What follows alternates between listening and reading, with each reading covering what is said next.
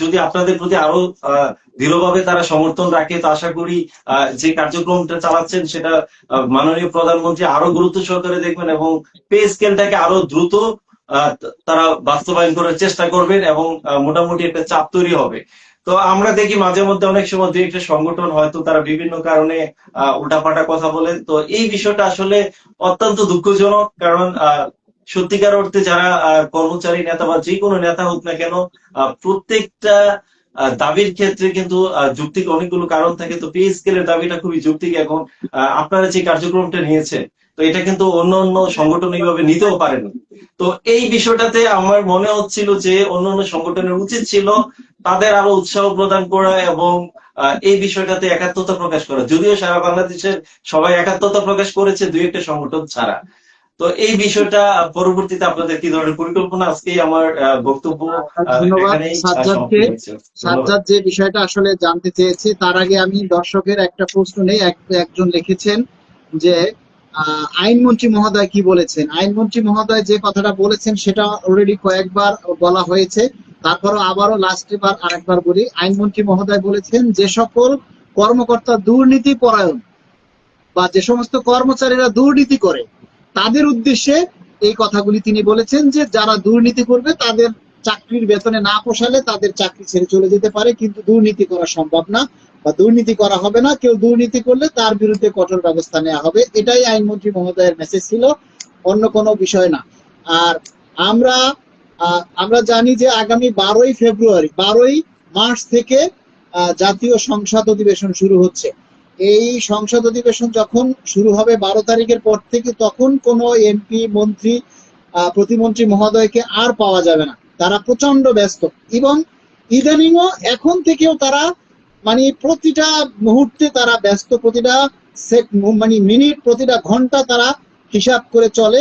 এই মুহূর্তে প্রতিটা মানে মন্ত্রী এমপি বা প্রতিমন্ত্রী মহোদয়ের সাথে সাক্ষাৎ করে তাদের সাথে কথা বলাটাও সো টাফ, এবং বিশেষ করে সচিবালয় প্রবেশ করাটা অনেক কঠিন। কেননা মাননীয় প্রধানমন্ত্রী সচিবালয় নিয়মিত অফিস করেন, তাই সচিবালয় প্রবেশটাও আগের মতো ওই রকমের আর সহজলভ্য নয়। তাই আমরা আমাদের যে কার্যক্রম, আমাদের সে কার্যক্রমগুলি চলমান থাকবে। আমরা যখনই সুযোগ পাবো আমরা মন্ত্রী প্রতিমন্ত্রী মহোদয়ের সাথে যোগাযোগ করে আমাদের দাবির কথাগুলি আমরা চলমান রাখবো। আর সবচেয়ে বড় যেটা সেটা হচ্ছে আমরা সমস্ত জেলা উপজেলায় প্রত্যেকটা জায়গায় আমরা আমাদের যে ইনডোর যে আন্দোলন, যেমন সভা, তারপরে সেমিনার, হ্যাঁ, প্রতিনিধি সভা, বিভিন্ন জায়গায় যে আলোচনা, বিশেষ করে ঘরের ভিতরে যে আলোচনা, রুমের মধ্যে কক্ষে অডিটোরিয়ামে যে আলোচনা, সেখান থেকে আমরা আমরা এই আলোচনাগুলি অব্যাহত রাখবো এবং সেখান থেকে আমাদের দাবির কথাগুলি আমরা সরকারের কাছে উত্থাপন করার চেষ্টা করব। কারণ যদি আমরা এগুলি বন্ধ করে দেই, আমরা আলোচনাগুলি থামিয়ে দেই, তাহলে সরকারও আসলে অনেকটা মানে এটাকে ঢিলা দিয়ে দিবে। যার কারণে আমাদের দাবির কথাগুলি সোশ্যাল মিডিয়াতে অ্যাক্টিভ রাখতে হবে এবং আমাদের এই আন্দোলনের অংশ হিসাবে আমরা বিভিন্ন জেলায় উপজেলায় আমরা ভ্রমণ করব এবং বিভিন্ন জায়গায় গিয়ে আমরা সভা করব। তবে সেটা অবশ্যই রাস্তায় নয়, অডিটোরিয়াম কক্ষে বা সভা কক্ষে, যে কোনো কক্ষে আমাদের আলোচনাগুলি থাকবে, এগুলি অব্যাহত থাকবে, এগুলি চলমান থাকবে। এবং সবাইকে বলবো, বাংলাদেশের বিভিন্ন জেলা উপজেলায় যারা নেতৃত্ব দিতে চান তাদেরকে বলবো আপনারা সবাই এগিয়ে আসুন, নিজের নেতৃত্বের জায়গাটা তৈরি করুন, আমাদের সংগঠনের শাখা প্রশাখা আপনারা তৈরি করুন এবং সেখানে আমাদেরকে ইনভাইট করুন। আমরা আপনাদের শাখা প্রশাখার কমিটির আমরা অনুমোদন দিয়ে দিব এবং এভাবেই আমাদের দাবির কাজগুলি চলমান থাকবে। আমরা জিয়া ভাইয়ের কাছে শেষে একটু শুনে আমরা লাইভটা শেষ করব। জিয়া ভাই শেষ মুহূর্তে কিছু বলেন দর্শকদের উদ্দেশ্যে, আমাদের হ্যাঁ, কর্মচারী ভাইদের উদ্দেশ্যে। রাত্র অনেক হয়েছে আসলে, দর্শকরা যেহেতু থিয়েরি খাইতে অনেক রাইট হয়ে গেছে, সেক্ষেত্রে আমরা মালিক ভাই একটা কথা বলছেন, আমরা আগামী রমজানের পরে আমরা চাচ্ছি 8টা বিভাগে ইনশাল্লাহ প্রতিনিধি সম্মেলন, সেটা ইনডোরে হবে, আউটডোরে না। এই সম্মেলনের মাধ্যমে আমাদের কর্মসূচি অব্যাহত থাকবে।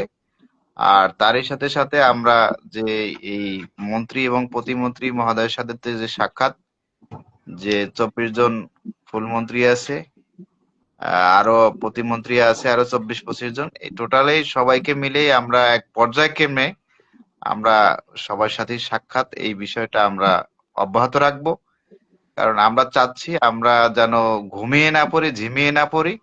কারণ আমরা যে পর্যন্ত আসছি আশা করি আলহামদুলিল্লাহ আমাদের সুফল বয়ে নিয়ে আসবে। আমরা হতাশা হওয়ার কিছু নাই।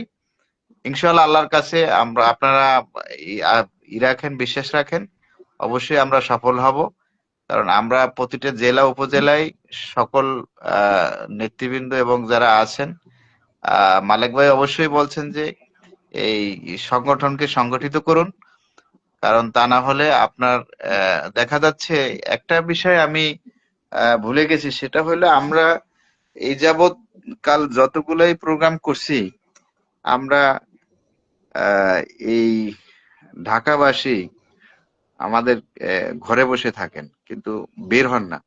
এটা খুব কষ্টদায়ক, কিন্তু আমরা মফস্বল থেকে সবাই স্বতঃস্ফূর্তভাবে আমাদেরকে আসছেন।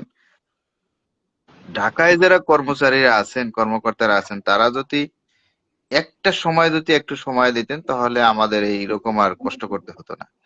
কিন্তু আসলে আমরা কি খুব কষ্ট লাগে দেখা হইলে, ভাই পে স্কেলের খবর কি, পে স্কেলের খবর কি ভাই, পে স্কেলের খবর কি? আপনি আপনি তো কোথাও যাচ্ছেন না, কোথাও কথা বলতেছেন না, জিজ্ঞেস করেন পে স্কেলের খবর কি। কিন্তু আমরা তো মাঠে আছি, এই যেরকম মালিক ভাই দিন নাই রাত নাই, ফ্যামিলি নাই, বউ নাই, বাচ্চা নাই, সবকিছু ফেলে থুয়ে আমরা এই পে স্কেলের আন্দোলন সংগ্রামে কাজ করছি। কিন্তু অনেকে আছে ঠিকই সময় জিজ্ঞেস করে যে পে স্কেলের খবর কি, তখন কিন্তু খুব কষ্ট হয়, কিন্তু তাদেরকে পাওয়া যায় না। তাদেরকে কোনো সভা সমাবেশও পাওয়া যায় না, কোনো মিছিলই পাওয়া যায় না, কোনো মিটিংই পাওয়া যায় না। ভাই পে স্কেলের খবর কি? আশা করি আপনারা সবাই ভালো থাকবেন। রাত্র হয়েছে, সবাইকে আহ ভালো থাকবেন, ধন্যবাদ। কারণ আপনারা আপনারা যদি সহযোগিতা করেন, এই সহযোগিতায় আমরা আন্দোলন সংগ্রামে সাকসেস হব।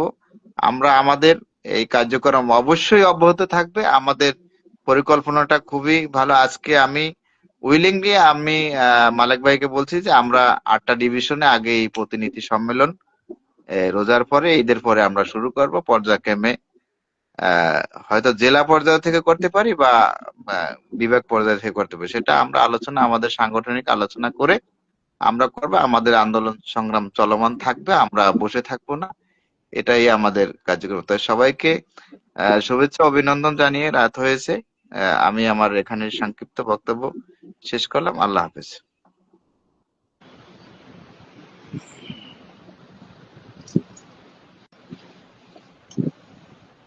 ধন্যবাদ আপনাদেরকে, আপনারা এতক্ষণ পর্যন্ত যারা লাইভে সময় দিয়েছেন, লাইভটা দেখেছেন, সবার প্রতি কৃতজ্ঞতা প্রকাশ করছি এবং সবার জন্য সর্বশেষ যে মেসেজ, আমরা আশাবাদী ইনশাআল্লাহ আমরা অচিরেই পে স্কেলের সুসংবাদ পাবো মাননীয় প্রধানমন্ত্রীর কাছ থেকে, সেই আশা রাখি এবং সেই বিশ্বাস রাখি এবং সেই লক্ষ্যে সবাইকে বলবো সোশ্যাল মিডিয়াতে সবাই অ্যাক্টিভ থাকবেন, নিজের দাবির কথাটা নিজে প্রচার করবেন, নিজের দাবির কথাটা নিজে সোশ্যাল মিডিয়াতে তুলে ধরার চেষ্টা করবেন। কারণ আমাদের দাবিটা যদি থেমে যায়, আমাদের দাবির কথাটা যদি চলমান না থাকে, তাহলে সবকিছুই থেমে যাওয়ার সম্ভাবনা আছে। আপনারা ভালো করেই জানেন যে বাচ্চা না কাঁদলে মাও দুধ দেয় না, এই একটা যে প্রচলিত কথা, এটা আপনারা সবাই মাথায় রাখবেন। আমরা গত কয়েকদিনের মধ্যে ইনশাআল্লাহ আমরা 6 থেকে 7 জন মন্ত্রী প্রতিমন্ত্রীর সাথে সাক্ষাৎ করেছি এবং তাদের সাথে আমাদের দাবির কথাগুলি তুলে ধরার চেষ্টা করেছি এবং তারা আমাদেরকে আশ্বস্ত করেছেন যে ইনশাআল্লাহ আমাদের পে স্কেল বাস্তবায়ন হবে। আপনারা সবাই শুধু দোয়া করুন এবং সরকারকে সহযোগিতা করুন। আমরা সবাই সরকারকে সহযোগিতা করতে আমরা প্রস্তুত। আমরা অনেক আন্দোলন করেছি, রাস্তায় আন্দোলন করে আমরা আসলে সে আন্দোলন সফল করতে পারিনি। তাই সামনের দিকে আমরা সরকারকে সহযোগিতা করতে চাই এবং আলাপ আলোচনার মাধ্যমেই আমাদের এই দাবিরা আমরা বাস্তবায়ন করতে চাই এবং আমরা প্রতিটা মন্ত্রী প্রতিমন্ত্রীর সাথে যোগাযোগ রক্ষা করে আমাদের দাবির কথাগুলি আমরা তাদের মাধ্যমে সরকারের কাছে উত্থাপন করার চেষ্টা করব। আমাদের এই কার্যক্রম অব্যাহত থাকবে। সবাই ভালো থাকবেন আর সবাই আমাদের জন্য দোয়া করবেন, আমার জন্য দোয়া করবেন, আল্লাহ যেন ভালো রাখে এবং সুস্থ রাখে, আমরা যেন আপনাদের দাবি